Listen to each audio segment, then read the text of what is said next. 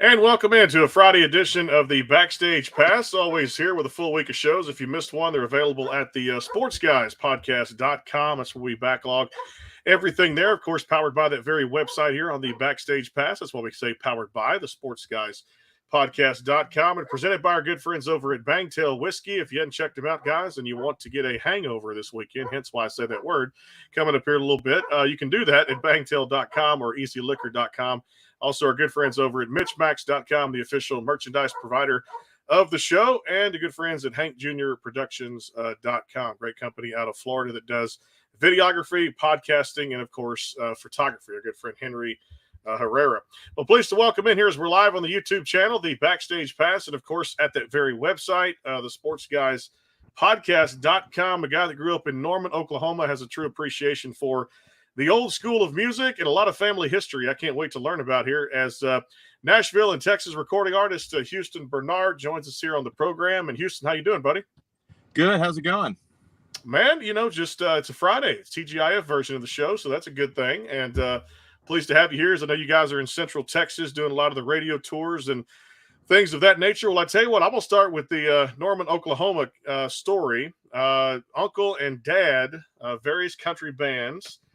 Johnny Bernard, of course, co-writing Muddy Mississippi, and I know that was on Reba McEntire's studio album too. Tell me, I guess from a young age, you kind of knew the bug just bit you, and it was like, this is what I'm going to do for the rest of my life, right? Yeah, pretty much. I mean, sometimes things just kind of happen, and I didn't really grow up with my father, so my influence for music just kind of came from the love of music. And then I found out about my whole family on my dad's side playing music. I'm like, oh, that makes sense. So I started, writing songs at a very young age. I started playing in malls in Alaska where I grew up as well. And I've just been writing and going at it for quite some time. And here I am. As far as country music, I've got 4+ albums and just loving every minute of it. Things are growing. I'm charting in Texas. That's why I'm here on a radio tour. We're at like 44 on the Texas country charts, which is pretty amazing for my song American Dream. So it's pretty blessed. I love that too. Let's break down that song. Congratulations on the chart success there. And of course, anytime in Texas, man, that's awesome to keep climbing and get from the 40s into the 30s and hopefully 20s and that top 10. I love that too. As far as Texas music is concerned, American Dream was a fantastic song, and people can download wherever they stream music now. Tell me how that one came together and the writing behind it, and how much fun that was to put together that idea of American Dream. For sure. So I do a lot of writing myself, but I also ask other writers that I write with, what else do you have? I want to check out your songs, because if I write with them, I like the writing.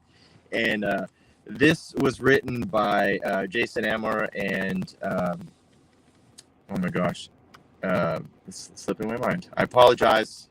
All good, no It's problem. been a long day. There's a lot of heat out here, but definitely look it up. He's great writers. So my manager brought it to me. Braden, that's his name. Braden brought it to me. I was like, oh my gosh, song is really speaking to me, and I loved the the line about a 30-year loan and overtime, working overtime. You're still chasing that dream. You're working hard. We're all working hard to chase our own version of what the American dream is, and I think everybody has their own version, and it just seems like it's getting harder and harder. But doesn't mean we're going to stop working hard. So it just really spoke to me. And, I actually released it a year, actually 2020, we actually put it out, but we didn't release it to radio. And when we came and decided to release something in Texas, this was the first choice. And I'm glad we did, because it seems to be resonating with people. And that's why we're out here promoting it. And, thanks for the support. Hey, man, like I said, I know great music when I hear it. And I want to go back to, speaking of that family history, you mentioned not knowing your dad very well till you got older, but Donnie and, of course, Johnny, just backing up country music artist and big-time greats, Wanda Jackson, Tanya Tucker. I'm sure there had to be some great stories coming out of that as you got older and kind of hanging around that from a young age, and then kind of, seeing that through. And then as you got older, I'm sure Uncle and Dad would probably tell you stories from those touring days, right? I got some stories. It's like my brother in the Army. He was in, for 23 years on everywhere. He doesn't really tell me many stories, but every now and then I get a little pinch. And one of the stories is when they were opening up for George Jones. Sadly he had, the disease of alcoholism, but they had to hold him up to finish the show. Like, he was just such a mess. So I thought that was an interesting, because George Jones is such a legend. And to be able to be around him, but to actually be holding him up to finish the show, that's kind of wild. Stuff like that. I remember when my dad and uncle were touring with Tanya Tucker, my mom was pregnant with my brother, and Tanya would be like, all amazed by the pregnancy and all of that, stuff like that. One time, so my father and my uncle grew up on the farm in Oklahoma, and they were 100% self-sufficient, didn't have running water for a long time. And, even had an outhouse when they were kids. And so they knew how to fix everything, electrical, everything. So they were on tour, they were on their bus, and apparently I was like 2 years old. And they see this bus on the side of the road. They stop to help out. And, I'm running up and down whoever's bus this is. Turns out it was KISS. Wow. So they helped get their bus started when they were touring at one time. Stuff like that.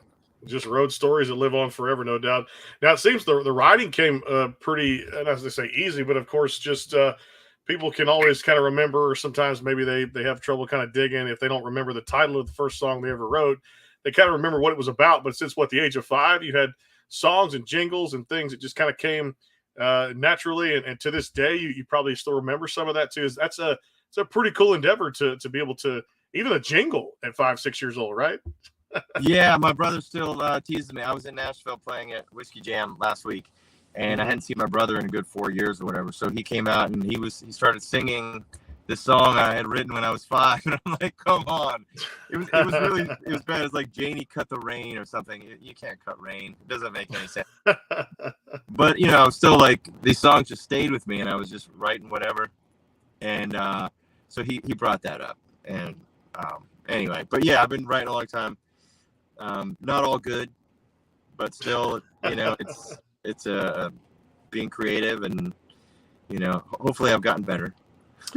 Talk about that story, because I know my dad was so instrumental in my life to even get into radio back in the day when I did that for almost 20 years. And of course, knowing what I wanted to do out of high school, when you guys packed up and moved to Alaska, I know your dad was going back to the military and had to do that to put food on the table and just make that commitment to serve his country. What was that like when you finally, I believe you were 19 and you got the chance to reconnect with him? Talk about just the chance to reconnect with dad and share stories. It's almost like starting over from, I don't want to say a newborn, but it's kind of like, hey, I haven't seen you in such a long time. But what was that experience like? It was a little weird, but also a little, I think at 19 years old, I a lot of my emotions and stuff were kind of shut off. So I didn't really know how to feel except, oh my gosh, this is my dad. All right. He's a very Southern guy. He's, a little distant, as older men can be, I guess. I'm not that. I'm kind of a hugger on occasion, but it was cool. And then to sit in with his band like that the very night that I visited, and to see someone that looked like me, and to find out more and more about our history, and kind of started making sense. I actually wrote a song called In My Blood that I haven't released yet. I perform a lot. It's just talking about finding out about my history, and it really helped me find out, who I am and what made me tick. I'm like, oh, this makes a lot of sense, all of these things. And my dad had 11 siblings, so there's a lot of interesting stories about different people in our family. Where my name came from, a lot of people think it's a stage name. But I was named after my uncle, and he was named after another my uncle that died on the farm when he was like 2 years old, and he was named after another relative, Houston Harrison, who was shot at a shootout with a vendetta with a cop in about 1910. And my great great grandfather, Bitter Creek Newcomb, who ran with the James Gang and the Doolin and Dalton Gang, and the Eagles wrote a whole album about the Wild Bunch. The Wild Bunch is my great grandfather, and on track 10 on the album Desperado is a song called Bitter Creek, George Bitter Creek Newcomb. So, and I just found that out a few years ago. So to find out more and more about my history is really telling of who I am and what I'm all about, and like what makes me tick. So, you know, I think a lot of artists are searching, trying to figure out who they are, to try to be as honest as they can with the stories they tell and sing. And that's just what I'm trying to do. You know, when you look at a chance to perform at an early age and take the stage and kind of know that you're drawn to the performing and singing side, and singing malls and like I said, different talent shows and things like that. I mean, here in Texas, I mean, we know a lot of those take place. The Voice has come here, the Idols, different things that have come here in Austin, and different competitions that let people get a chance otherwise they may not have, to get their artistry out there and to kind of get the stage fright out of the way, learn about not just singing but performing, and how to become a true artist and understand the business. Did that kind of help you, motivate you more to kind of find your sound, or just kind of know what it's like to compete in what's a tough business, no doubt, singing in those malls and the different competitions you were in at such a young age? Well, it was interesting because I just sang, and then my mom's like, "Oh, we should put you in this, competition." I'm not a big fan of competitions, I'll be honest with you. I think no one's going to like me saying this, but I think sometimes when you're in a competition, you're losing a little bit of what you're doing. As far as an honest, trying to be honest and telling the stories. I don't know. I mean, everyone has their own journey, but for me, the contest and I did audition for The Voice because I was like, well, they gave me a skip the line pass. Maybe I should go by. I didn't like the vibe. I didn't like how I was treated. It wasn't a good fit for me, and it didn't make me feel like, oh, they want some true artistry here. They're just, it's a business. I get it. It's fine. It's just not for me. But then, you got people like Corey Kent, who I really admire. I believe he was on The Voice. I love his stuff. And it worked for him. There's a lot of artists that it worked for. Just, it's not really my thing. So competitions, not really something I ever want to do again. Well, it did look like you're going to have to. Like I said, the national media attention, which is awesome out there. The current single came out March 11th. It's Hangover. And, of course, that's a good way to start the weekend with Bangtail Whiskey or whatever beverage you like to drink out there. If you check them out, bangtail.com. And, of course, out there, easyliquor.com. We'll get that bottle sent directly to your door. But, such a fun song. And before we talk about it, I'm going to play it here on the Backstage Pass. It's an acoustic version of Houston Bernard doing his latest single, Hangover, here again, presented by Bangtail Whiskey, MitchMacs.com, and our good friends over at Hank Jr. Productions. And just in a couple of weeks, I'll be in Alabama at a nice country show down there, too, as well. So this will be on my playlist as I drive to Alabama down there for a good time festival, which is cool. It's been on my playlist for quite some time, ever since it came out there March 11th. Fun song. It's Hangover. Here it is from Houston Bernard on the Backstage Pass. And we'll have a word from Bangtail Whiskey and Mitch Max. Come back, talk all about it out there. And, of course, I know there's some more cool things like knocking boots and a lot more conversational topics we have here on the show, including rapid fire. Here it is, Houston Bernard and Hangover on the Backstage Pass. Hang tight and enjoy it.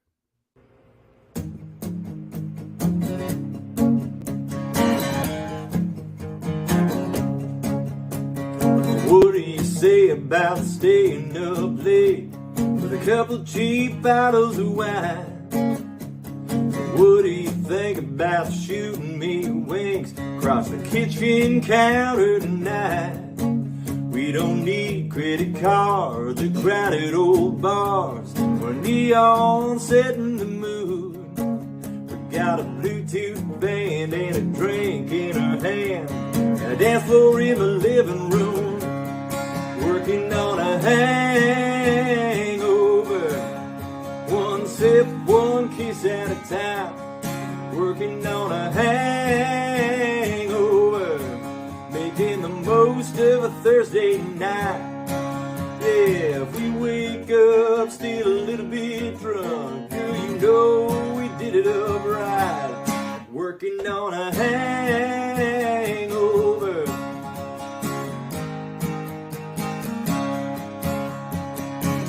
Shots, line them up, coffee table, flip cup. Tonight is country all night long.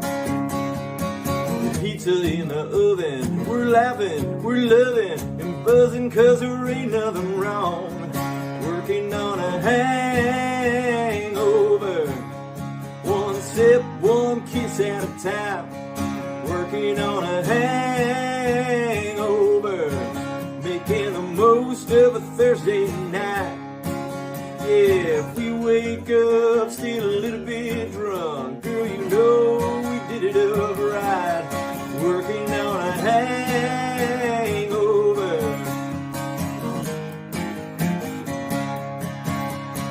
A hangover. There ain't no last call, we can stay all night. We ain't stopping till we're blinded by the morning light. Might have hurt like hell, but we'll be alright. Yeah, the pain is just a payment for a good time. Working on a hangover. One sip, one kiss at a time. Working on a hangover. Making the most of a Thursday night. Yeah, if we wake up still a little bit drunk, girl, you know we did it up right.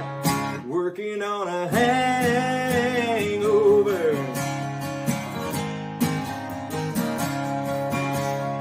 A hangover.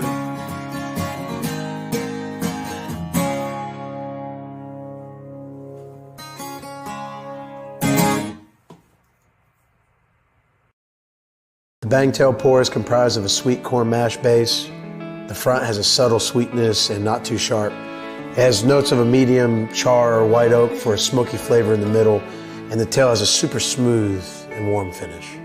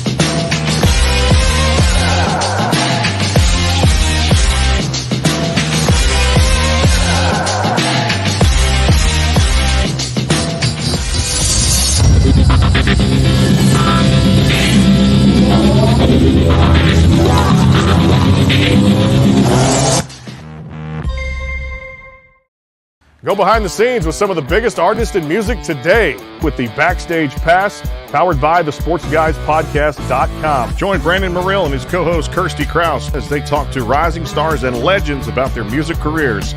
Listen to their latest tracks and learn fun facts about the men and women behind the music you love. And be sure to tune into the Backstage Pass Monday through Friday from 3:30 to 6:30, powered by the SportsGuysPodcast.com. And welcome into the Backstage Pass. And back here on the show again, of course, coming up Monday, we've got a double header. It's the Taylor's show. Christina Taylor, Nashville recording artist, and also Alexis Taylor are going to join us there back to back. The Monday Taylor show coming up here on the Backstage Pass, presented by our good friends at Bangtail Whiskey, MitchMacs.com, and Hank Jr. Productions. If you haven't checked out the sponsors, make sure you do that. Information is at the bottom of the screen. Back here on the show with Houston Bernard, doing a radio tour there in Central Texas. Of course, American Dream charting on the Texas country charts, and the song we just played there, Hangover, here on the Backstage Pass. At Houston, kind enough to join us here and give up a time on a Friday, of course, and next week some great shows planned. So keep it tuned to the YouTube channel, the Backstage Pass, and we're also live at the SportsGuysPodcast.com. So let's talk about this, Houston, because a great reaction to the single when it came out. When I first heard it, I said, absolutely, that's great country music. Takes you back to the 90s. You get that feel of one chord and the truth. And I loved it so much. I had to lock you up here on the show and talk about this one. Let's review it, man. Tell everything about this one, because that's great writing. And I believe did you work with Bill McDermott on this too, right? I did. Yeah, Bill McDermott I've been working with quite a bit lately. And then one of the writers on Hangover, I didn't write this one either. I'm kidding. No, I wrote with Willie Morrison, and Mhm. he's, you know, quite a bit of people, quite a few people, and I just love his writing. I love the songs that we write. This particular song I did not write, and you know, I've been listening to my manager more and more the past few years, and we listened to a bunch of songs. I'm like, I don't know, you know. And she's like, no, I'm telling you, this one, Hangover. So we recorded it, and I was like, okay, now I see it. Now I hear it. I mean, it's a lot of fun, and it definitely sounds very radio. Mhm. Yeah. Cool. So I can't complain. I love it. I love it, and you know, I relate to it. I think we all do, no doubt. And it's the weekend leading into Mother's Day, so I'm sure that a lot of people are going to be having the hangover, if not on Mother's Day itself, especially tonight or Saturday night, no doubt. Hey, take me back to a fantastic album you guys put out there. Had a chance to review it and go through it, of course, many years before I got to know you, like I said, in person. Y'all had a great review from Knockin' Boots. It did a whole bunch of things from national media to CMT. And reason the title track is kick ass, no doubt, but Country Crowd was on there too, and really did wonders for you guys. Take me back through the making of that, the selection of songs, and just how cool it was to get a lot of the music you've been working hard on out to the public. Sure. Knockin' Boots, gosh, that came out 2015, and of course I had another album come out 2018, and then Freedom came out last year, or 2020, yeah, 2021. But Knockin' Boots, that was before the Luke Bryan song, and actually Yep. be really into like early 90s R&B, and there's a band called H-Town that came out with a song, Knockin' Da Boots. My drummer at the time, we wrote most of that album between us, just both of us, and this was before we were trying to do the anti-Nashville thing, where we didn't want to go to Nashville, we didn't want to sound Nashville, and so that was the whole thing with that album.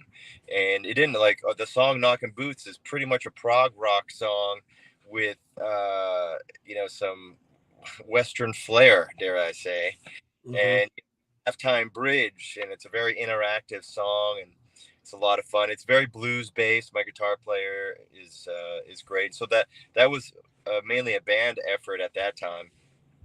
That was a lot of fun as well.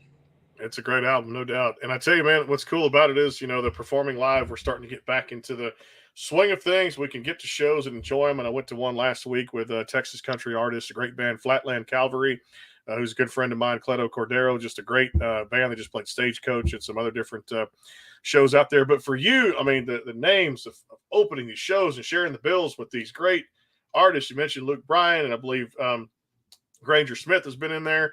I believe Old Dominion. Talk about, and even Clint Black. I was told that too. Talk about just the expertise that you gain from a show like that, and just coming off the stage and then watching the headliners go on and do their thing. And of course, why they've been in this industry for a long time is the performances are second to none. But also, you get out there and do your thing.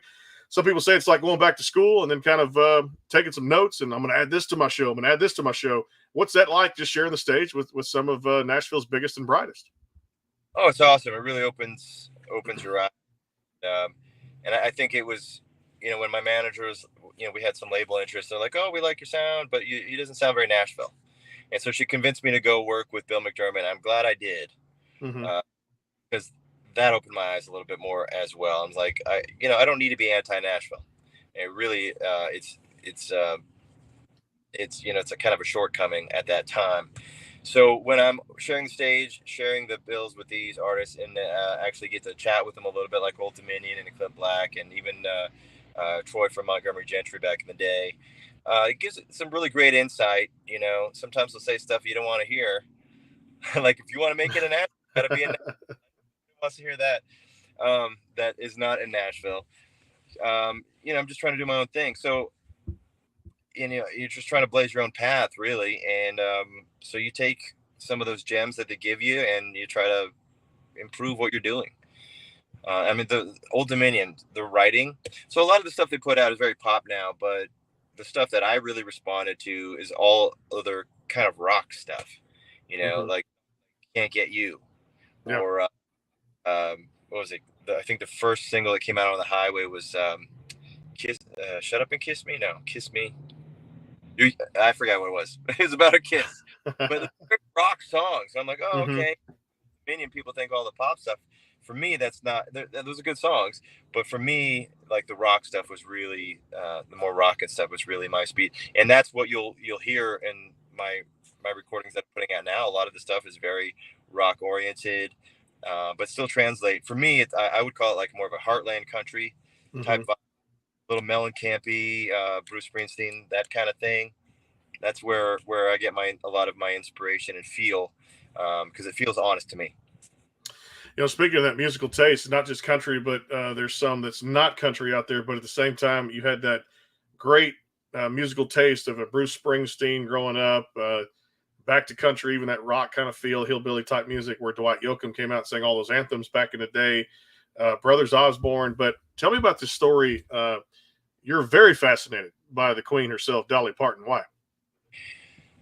Something about her. She resonates humanity. She resonates just overall goodness, overall skill, mastery of the art of not just writing, performing, all of it. She knows how to make. I've never met her, but she knows how to make you feel like $100, and or $1 million. I'm sorry.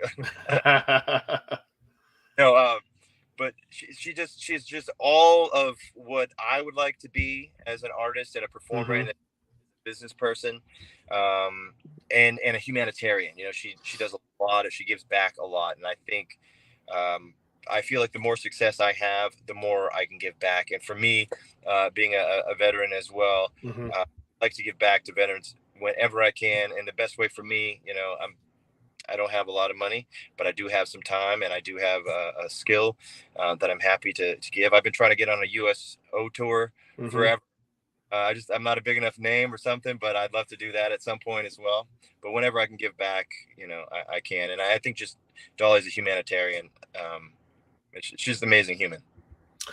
Just a great lady. And of course, just hosted those CMA awards, co-hosted, I should say, back just a few weeks ago. And just a great person, great singer, and fantastic performers. Had a great career, no doubt. Speaking of that too, a lot of people talk about, and that's why I do this show, sports, music go hand in hand, because what it takes in one style of it, it's going to take in the other. To work as an athlete, to be a singer, the endurance, the training, the vocal lessons, everything about it, stage presence, and of course being an athlete, training to be the best at your craft, no doubt, it pretty much speaks for itself.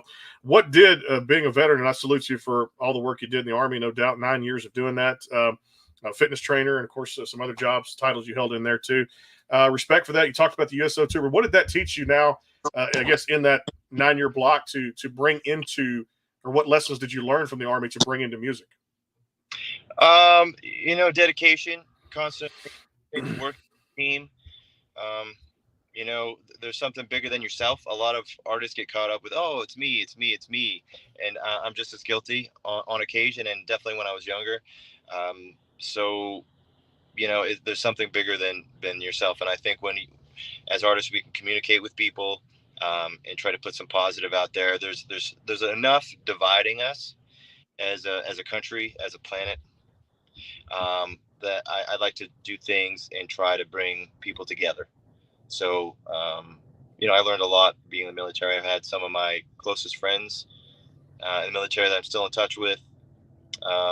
Pretty much everyone on my dad's side of the family served. I've lost a couple uncles in different wars and that sort of thing.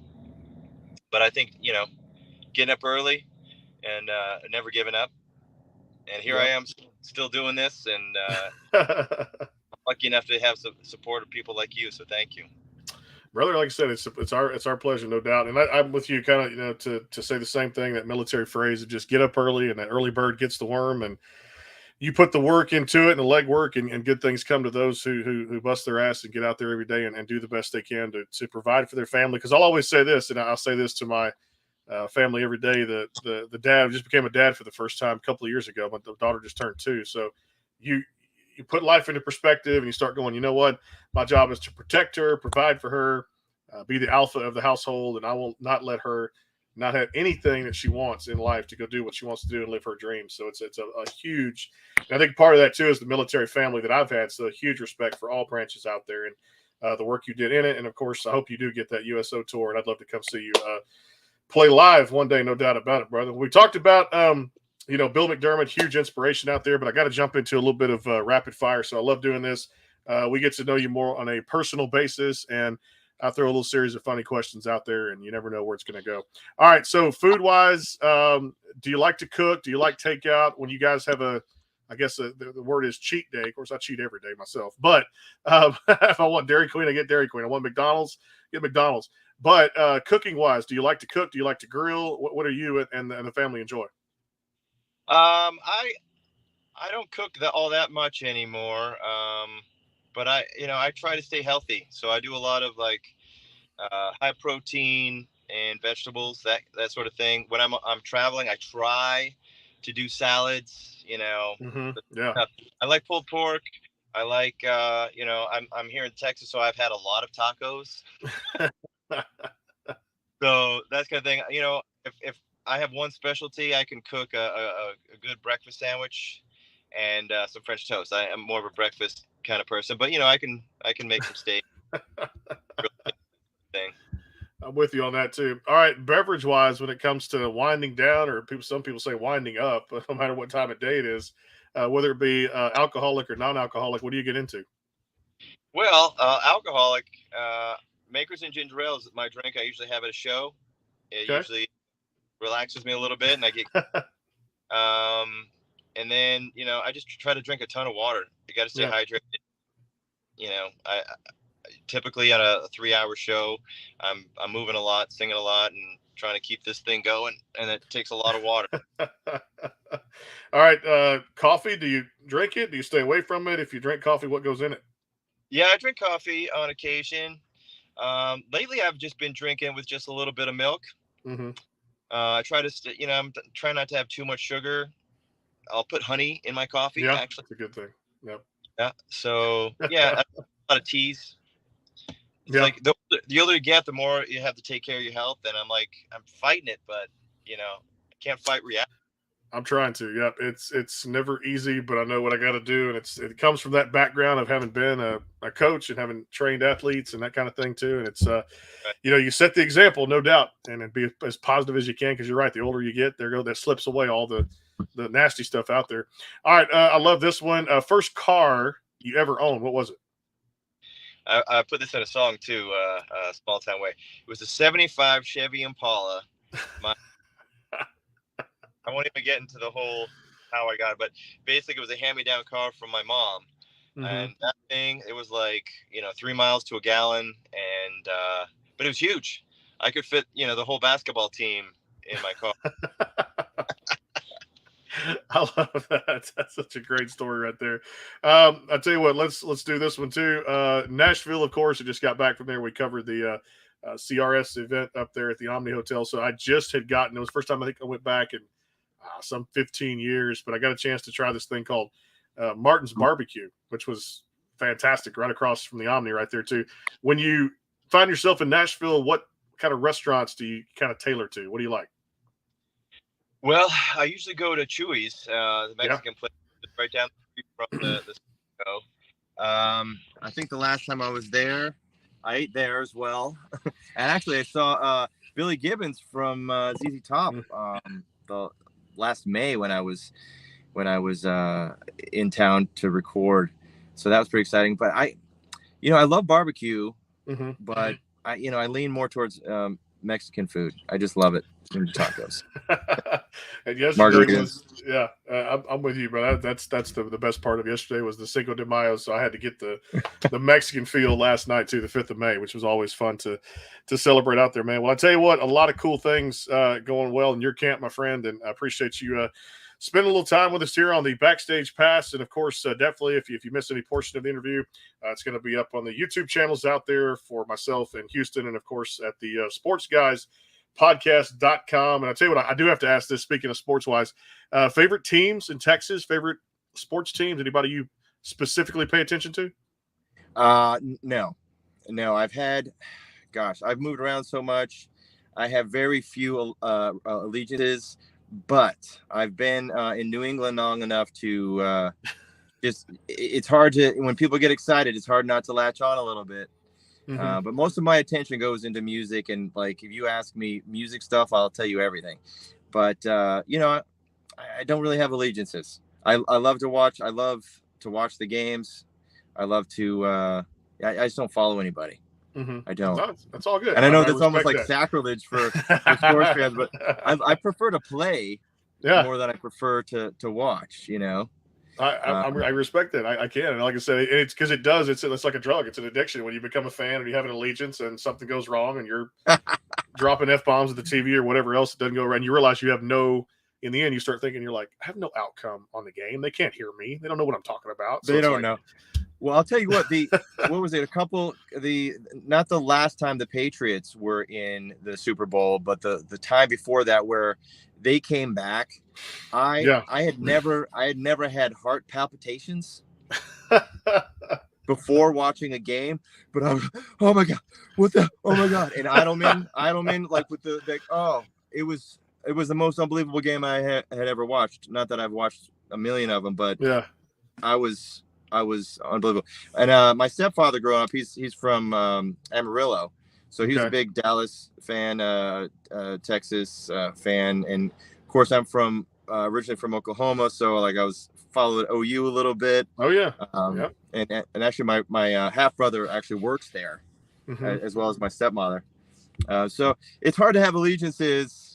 People don't understand. Like, I think when you move around as much as I have, and you know, my passion is music, but you know, I also played baseball. I batted .440 in high school.